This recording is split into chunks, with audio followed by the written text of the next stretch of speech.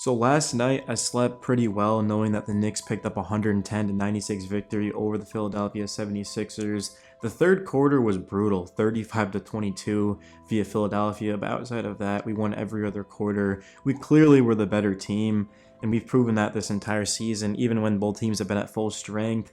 The thing with the Knicks is they're just the deepest team in the NBA.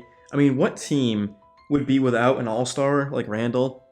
They're starting big in Mitchell Robinson, and then OG, their best defender, and still be able to win games. And even the games that the Knicks haven't been winning, remember, we were on a 4-game losing streak before the All-Star break, we were still in those games. Like the Orlando game, we lost by 18, but we had a really good first quarter, then we kind of fell off. Houston game, we got robbed of that, man. We all know that play that happened at the end. The Pacers game was kind of the same thing. Dallas game, we were even in that without 4 starters. So this Knicks team continues to fight. You can say what you want. There has been some games this season that we'd like to have back, but the bottom line is that this is a team that has been just derailed with injuries as much as anyone, and they're still going out there and competing and trying to win games, and that's all you can ask for, man. Last night was the perfect example of that. Josh Hart starts, has 18 points and 12 rebounds. Precious, 38 minutes, 18 points and 11 rebounds. Jalen Brunson, 21 points and 12 assists. Absolutely, he was 5 of 18 from the field and had 7 turnovers. But Brunson just looked off. He just did not look like the Jalen Brunson we're so used to, and he still put together a stat line that was able to help us win the game. We do not win this game without Jalen Brunson down the stretch, defensively and finding his teammates. And also, he's just a threat. So teams were doubling him. Teams have been doubling Brunson, especially without Randall, and he's just made them pay more often than not. Dante DiVincenzo, 4 of 11 from 3. That's good. I mean, Devo's efficiency this season has been through the roof. I mean, I actually am curious on his three-point percentage. It's definitely over 40. Yeah, 41.4. We know defensively, his cutting ability. I mean, he's just the perfect player. When we got Dante in the offseason, basically, my thoughts were he's going to help us win a championship. I know he's not an all-star or anything like that, but in terms of being a coach's favorite player, that's always been DiVincenzo. He's played for the Bucks, the Warriors, and the Knicks. I mean, teams that just go out there and find a way to win. He's been huge for us. I love his confidence as well. He's a smart player. You also have some other guys. I'm looking at Bojan Bogdanovic, who had 22 points off the bench in 24 minutes, 8 of 13 from the field, 6 of 6 from 3, another 40% three-point shooter, and then some this season. The biggest thing for Bojan, I believe that's how you pronounce it, you guys got to let me know down in the comments, is that he can get hot in a hurry.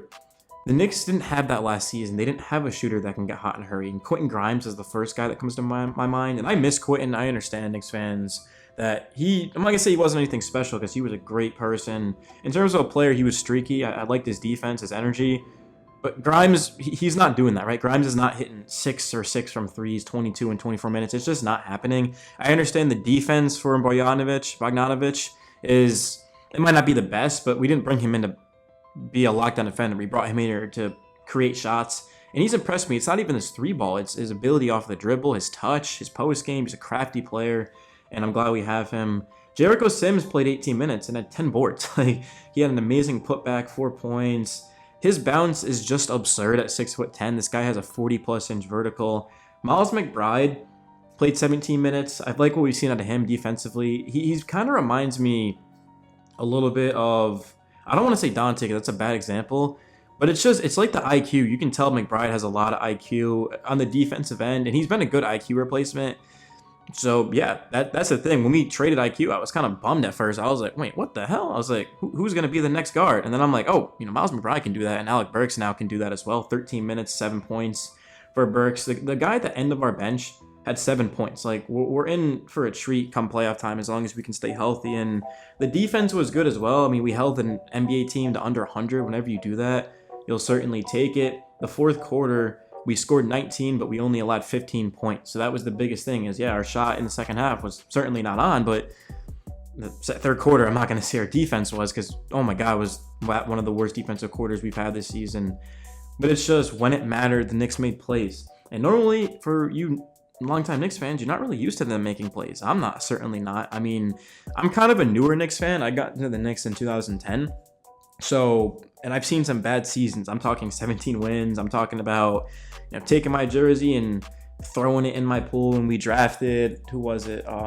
It was Kevin Knox. Yeah, that's right. When we drafted Kevin Knox, for some reason, I just had a bad feeling about it. And I was like the most pissed I've ever been with the Knicks. Like trading Melo. The whole Phil Jackson era was like... So this is pickleball? That ad was a sign that I should probably stop talking before I get demonetized, because that was just a terrible era. But that's the beauty of the Downs, is you can't truly appreciate this Knicks team unless you were there. And I'm not saying if you're a newer Knicks fan, or if you didn't pay much attention to that and now you're paying attention now, you're not a Knicks fan. But I feel like to truly appreciate where the Knicks are at right now, you have to have been through the bad times. And I'm not saying that the Knicks are winning at all this season, but what I am saying is that I feel confident in whoever we play. Last playoffs, that wasn't the case. I mean, I did have us beating Cleveland, and I thought we had a good chance against Miami. But in terms of winning a championship, there's no way in hell that Knicks team was doing it.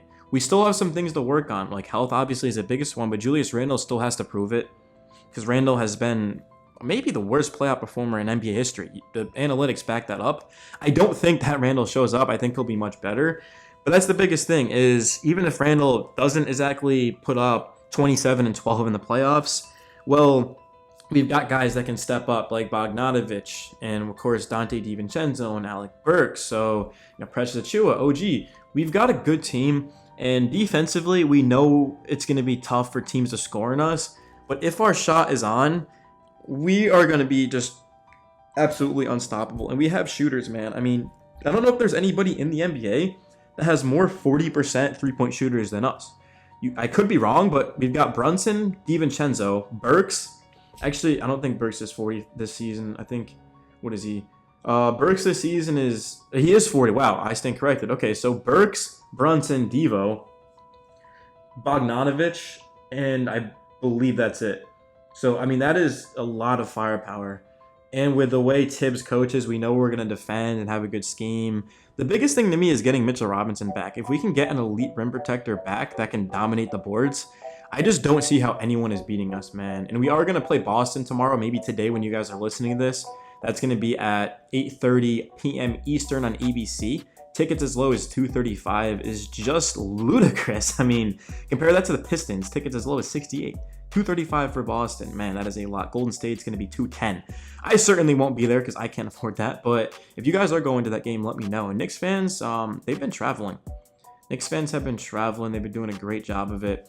And yeah, respect to you guys, man. So Knicks versus Celtics, that game is in New York, so there won't be much traveling in that game, obviously. But I've just been pleased with the Brunson MVP chance and how we've been handling business, and it's just been awesome. I mean, the 4-game losing streak sucked. I mean, losing 5 of 6, but to get that 110-96 victory, it helped me sleep at night, and I can't wait for tomorrow, guys. Thank you so much for supporting the channel. It's Knicks Daily. I'll see you in the next one. If you made it to the end of the video, go down below and comment your favorite Knicks player of all time. To me, it's either Melo or J.R. Smith, if I'm being honest. I mean, I'm going to go with Melo, honestly, but J.R. Smith, I have a J.R. Smith jersey, bro. All right, actually, yo, if this video gets 100 likes, I'll wear my J.R. Smith jersey in the next video.